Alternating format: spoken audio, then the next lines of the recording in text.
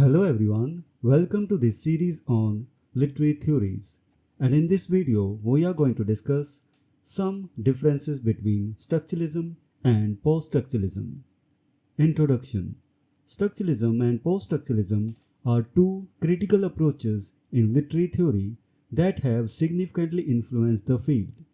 While structuralism focuses on identifying structures within texts to reveal unity and coherence, post-structuralism, particularly through the practice of deconstruction, emphasizes uncovering contradictions and disunity. This video explores the practical differences between these two approaches, offering insights into their methodologies and underlying philosophies. The nature of critical methods. One initial problem when discussing post-structuralism is its claim to be more an attitude of mind than an practical method of criticism. This is in a sense true, but perhaps no more so than for other critical orientations like Marxist, feminist, or liberal humanist criticism. These approaches offer orientations towards central issues such as class, gender, and personal morality, respectively, and a body of work constituting a repertoire of examples rather than a strict step-by-step procedure for analyzing literary works. Characteristics of post-structuralism as a critical method. The post-structuralist literary critic engages in the task of deconstructing the text, a process known as deconstruction, which can be defined as applied post-structuralism. According to Terry Eagleton, this involves reading against the grain or reading the text against itself, aiming to know the text as it cannot know itself. Deconstructive reading uncovers the unconscious dimensions of the text, aspects that its over-textuality glosses over or fails to recognize.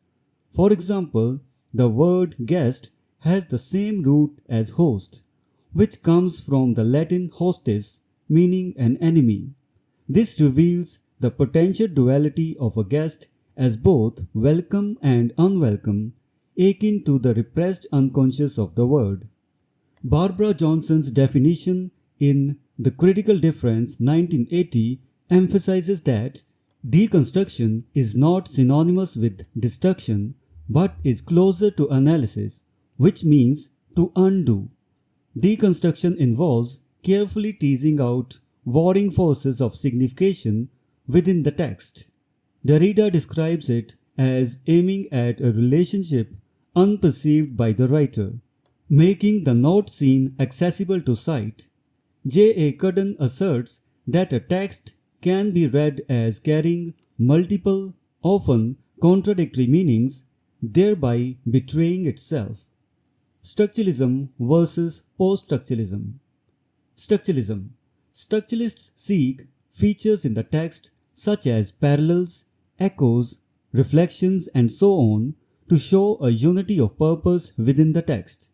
They look for parallels or echoes, balances, reflections or repetitions, symmetry, contrasts, and patterns. The effect of this approach is to demonstrate textual unity and coherence, as if the text knows what it wants to do and directs all its means towards this end. Post-structuralism. In contrast, post-structuralists aim to show that the text is at war with itself, characterized by disunity. They look for contradictions or paradoxes, shifts or breaks in tone, viewpoint, tense, time, person, attitude, conflicts, absences or omissions, linguistic quirks, aporia. The deconstructive process often focuses on an incidental detail of the text, such as a metaphor, and uses it as the key to understanding the entire text, demonstrating that it is a house divided. Practical application and example. To illustrate the practical differences between structuralism and post-structuralism, consider a three-stage model of the deconstructive process. Identify a detail. Focus on an incidental aspect of the text, such as a recurring metaphor or linguistic quirk. Analyze the detail. Examine how this detail creates contradictions or reveals repressed meanings. Expand the analysis. Use this detail to reinterpret the entire text, showing its underlying disunity.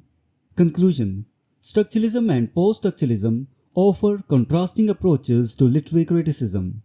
While structuralism seeks to reveal textual unity through the identification of patterns and structures, post-structuralism, through deconstruction, aims to uncover the inherent contradictions and disunity within texts.